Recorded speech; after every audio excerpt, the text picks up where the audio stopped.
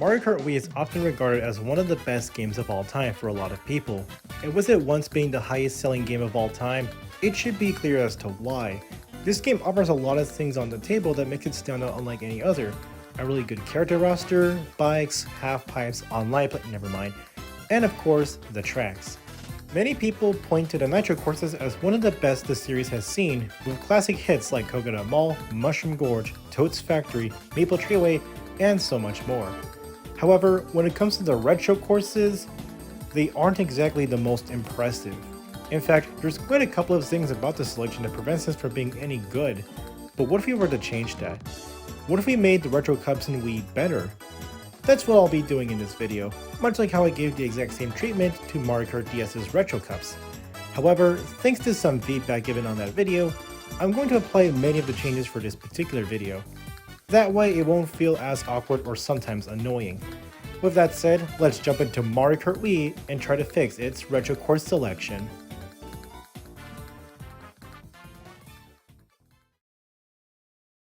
Before we get into the Shell Cup, I have to point out some key points when I decided to make this list. One of these key points regards to the prefixes. In Mario Kart DS, each retro course follows a similar structure, in which it follows the track based on release. I made it so I wouldn't alter them at all, and that caused a bit of a challenge. But here, the tracks are placed much differently than DS, so it gives me an opportunity to swap around or even change the course prefix if I wanted to. For this video, I'll mostly stick to the original prefixes and even some of the courses, though you'll soon see that I have to change some of the placements. Another thing that I have to point out is the variety. I'll try my best to have these courses be as varied as possible, and I won't have more than 2 tracks that are very similar in nature. Lastly, I decided to refrain from using any circuit tracks, since one of the complaints is that the course selection revolves around the 6 circuit courses that are in the game, so I won't be adding any circuit tracks, no matter if they're good to begin with. Well, this went on for way too long. Let's waste no more time and jump right into the Shell Cup.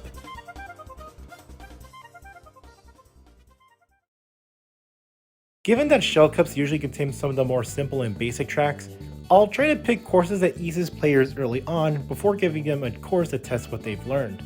For the Shell Cup, I've kept 2 courses from the original version, those being Peach Beach and Ghost Valley 2. Peach Beach is an incredible beginner track to start off the retro courses with, and it's mostly a team experience with racing driving through the shores, avoiding cataquacks along the way, all accompanied by soothing and relaxing music. On the opposite side, Ghost Valley is a more grim course that adds in a unique hazard in which if you hit the walls, they suddenly fall, making it more dangerous. The atmosphere is also pretty unique for SNES standards, so that did contribute to why I decided to keep this one. Peach Beach and Ghost Valley 2 will remain in their original spots as the first and third courses respectively. Now let's get into the really interesting stuff, the DS and N64 tracks. Starting with the N64 track, I decided to replace Mario Raceway with a course I wasn't really sure if I should add. Originally, I wanted it to be Toad's Turnpike, as it's relatively simple in layout, but incredibly dangerous with the oncoming traffic. However, there was another traffic course that snubbed its spot, so I had to look elsewhere, and after some careful thinking, I ultimately went with Moo Moo Farm. Yeah, I know, this isn't the most exciting course to put on this list, especially since it's more similar to Moo Moo Meadows. However, not only is it a relatively basic track that introduces some form of hazard, but it's also the only other N64 track that would fit. Koopa Troopa Beach and Calamari Desert were just not possible, especially since I had Peach Beach and a different desert track that I'll go over much later. Besides, it's harmless enough, and I kinda like its placement here. A kind of redemption to its exclusion on my Mario Kart DS video. Speaking of Mario Kart DS, let's talk about that course. Yoshi Falls isn't a bad track for the Shell Cup, but considering that this course was prioritized over other courses that are better than it, yeah, it sticks out, and not in the best way either. So I decided to replace Yoshi Falls with a course that I think would be a perfect end to the Shell Cup. That course being none other than Shroom Ridge. Shroom Ridge, in my eyes, fits the bill for being the final track to the Shell Cup. With its more laid-back music, decent difficulty obstacles, a solid layout, and an atmosphere that's truly unlike any other, it certainly fits much better than Toad's Turnpike. I can see some people not agreeing with this, but hey, that's what the comments are for. In any way, this is how I would change the Shell Cup. While I did decide to keep 2 courses from the original, this newer version is surprisingly good. maybe better than the actual Shell Cup that we got. But why stop there? We have 3 more cups to tackle, so let's slip on by to the Banana Cup. The Banana Cup is one of the more odd cups to tackle for this list. The selection we have isn't bad, but on the whole, it's nothing too remarkable. With that said, I decided to keep Delfino Square, but this time I'm moving it to the 4th position. The track itself is a fan favorite amongst many, and while I personally have never really understood why, I can see how it is to many others. The bustling town, cheery town-like music, and so many different obstacles like the drawbridge. No wonder people like this course so much. I find it quite charming myself, but we aren't here to discuss Delfino Square all day. Let's move on up ahead with the first course for the Banana Cup, and this one is going to be a major shift in placement. I decided to swap an N64 track down to the 3rd spot, a GCN track up to the 2nd, and swap the GBA track with a SNES track from the Lightning Cup, making that one the 1st. Focusing on the SNES track, I find it really odd how Mario Circuit 3 was placed there, considering it isn't really that challenging. For that, and the fact that it's a circuit track by default, I replaced it with another unique SNES track, that being Choco Island 1. If you see my video about fixing Mario Kart DS Retro Cups, or my Mario Kart Super Circuit ranking video, then you already know how much I really dislike Choco Island 2, and I'm not about to put that track on Wii. I am going to put Choco Island 1 here though, since it's honestly the lesser of 2 evils. The track may be even more simple than Moo Moo Farm, but I mean, isn't that the case for most SNES tracks? In any case, Choco Island 1 is unique enough for me to place down on the list. And no, it's not a desert track. Mario Maker 2 tricked your brains. Our second course is from Double Dash. And I know what you're about to say, Golden, you're not gonna replace Waluigi Stadium, are you? First off, no, I did not replace Waluigi Stadium. I moved that track much later so that I can make room for this one. The track, however, is honestly kind of difficult. It's the same situation with Shell Cup's N64 course, where it's really hard to pick a course that doesn't add too much of the same theme. After some internal struggle, I decided to go for Baby Park. Since the items in Wii are more chaotic, for better or for worse, it brings back all that lost charm that DS removed prior on top of the 12 racers that we introduced. It's chaotic fun, and I personally love it. That said, this was a decision that was purely made because there wasn't any other course to pick from. If I didn't apply the no circuit rule, I would have kept GCN Mario Circuit as it's more or less the better retro circuit track. As it stands, Baby Park is the second course to the Banana Cup, and all that's left is one more track. For the N64 pick, I'm honestly going to cheat a little bit and replace Sherbet Land with Frappe Snowland. Now before you say anything, yes, I am aware that I did just keep Frappe Snowland in the DS Retro Cups video, but honestly, who cares? I mean, Yoshi's Circuit was brought back eventually anyways, and it was inevitable that every other retro course would just come back in like 2 or more appearances, so really who cares? And let's be fair, it's more memorable than Sherbet Land and is infinitely better layout-wise. It's a subjective choice, I'll admit, but in the end, the Banana Cup kinda turned out better as well. While the newer additions aren't exactly winners, they're at least pretty decent and good. But will the Leaf Cup leave a bigger impression? Let's fall in and take a look. These are some horrible segues.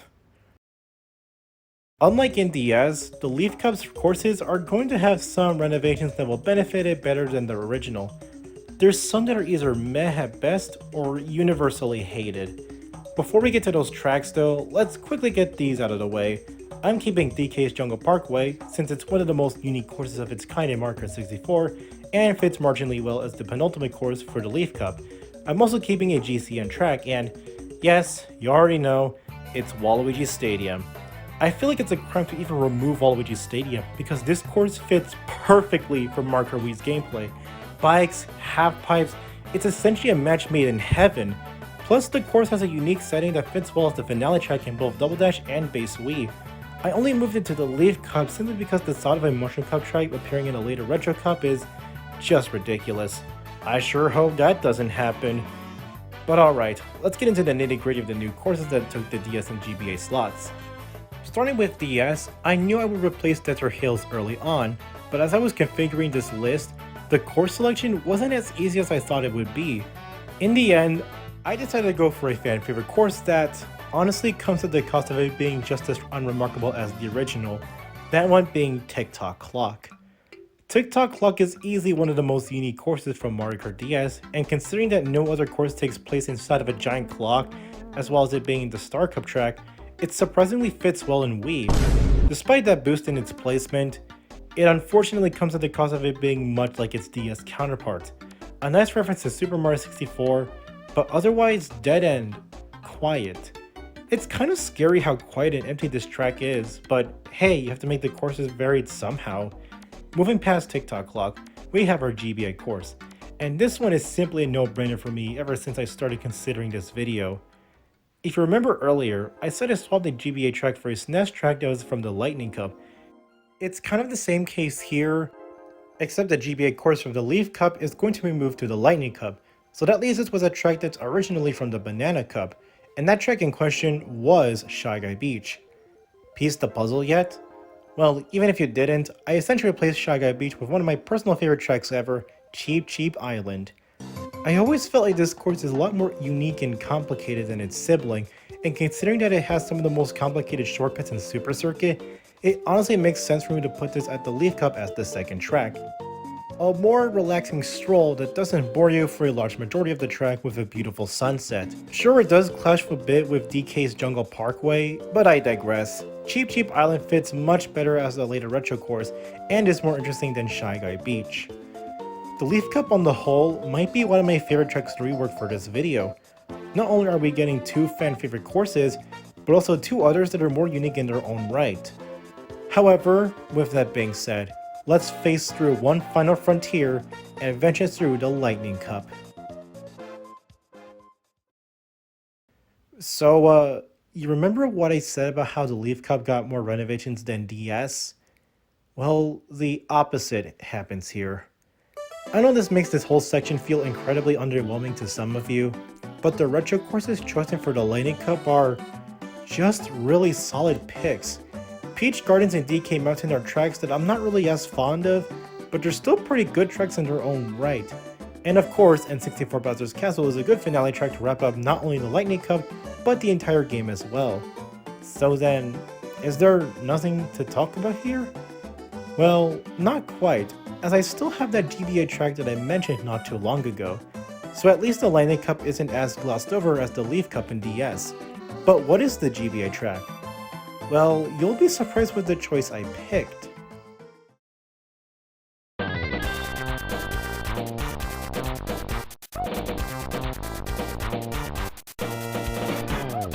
When I initially made this list, Yoshi Desert was honestly the last course I would ever pick.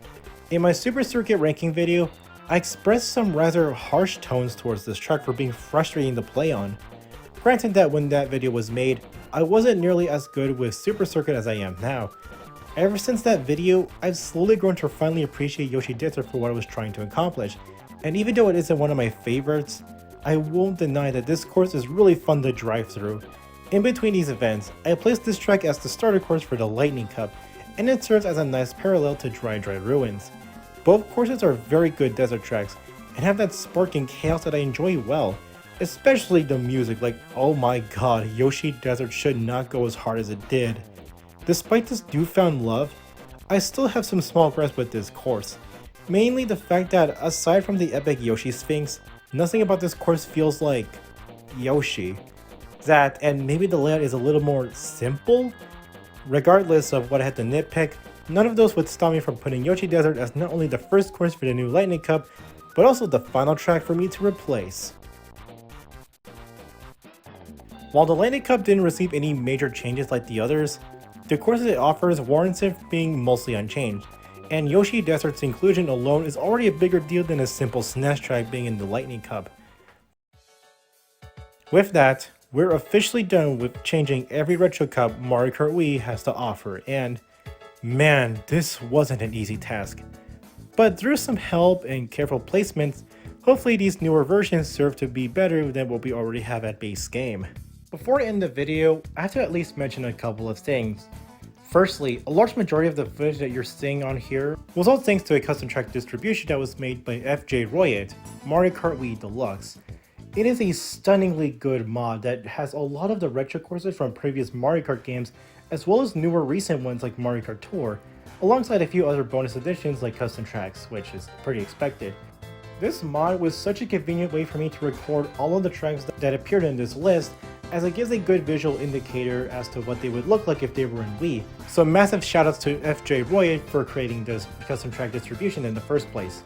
I will at least add on that since my last DS video, I've seen a couple of comments saying things about Rainbow Road, which, yeah, I guess I could put a Rainbow Road, but honestly, I really liked the way Mario Kart 7 introduced the concept of Rainbow Road being the final retro track to ever appear in a retro cup, so I wanted to keep that as well. Lastly, and this is a bit of an unfortunate news, but this was a personal decision, I am not going to be making a video for Mario Kart 7 and Mario Kart 8. It mostly has to do with the fact that for Mario Kart 7, fans clamored that this one has some of the best retro track selection that the series has seen yet, and Mario Kart 8 is very consistent, as well as the booster course pass existing in its port, so there was really no reason for me to really go over through these courses. And for the record, this also applies to the battle courses as well, but I'm pretty sure none of you guys care about that. With that was out of the way, thank you all so much for watching this video. This one has been kind of stuck on a bit of a limbo for a while, and I'm kind of glad to get this video out of the way. It kind of brings some small closure to this short-lived little series that I've done for this kind of concept. Of course, I'm not completely done with this one yet. Maybe. There is one game that I did think about doing a similar concept with, but that'll probably never work. With that said, again, thank you guys so much for watching. Let me know down in the comments what you'd personally change for every retro cup in Mario Kart Wii. And, as always, remember that Stu cares about you.